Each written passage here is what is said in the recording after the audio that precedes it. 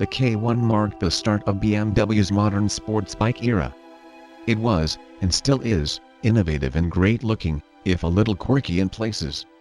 There are only a few machines that stop a crowd quite like a BMW K1. Its futuristic styling, while appearing familiar, still hasn't been surpassed 20 years on, while its technical leads have become the norm in modern motorcycling. The fully enclosed bodywork, while not totally revolutionary, having been seen on the Massimo Tamburini designed. The figures achieved were impressive though. A drag coefficient of 0.34 measured with the rider prone, was the lowest by far, of any machine of the period. What might surprise many is the fact, it wasn't all of German origin. Some crucial areas like the suspension and braking are pure Italian, the front forks being Marzocchi, while the stoppers are Brembo throughout.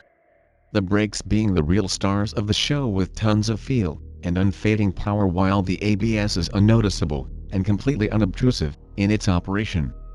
That's aside however, and the K1 does do a great job of traveling in style. Wide for the period, at least low-profile radial rubber, gives bags of grip, while the rear paralever suspension taken for the GS series, takes all in its stride, keeping this heavy speedster on track, no matter what the road throws at it.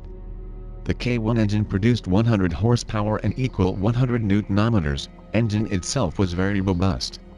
The performance of the K1 make this turn into touring motorcycle, rather than true sport bike. It was quick but not fast.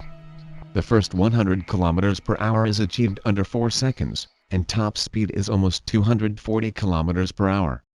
Bikes like FZR Genesis 1000 with over 140 horsepower, making K1 like a touring motorcycle.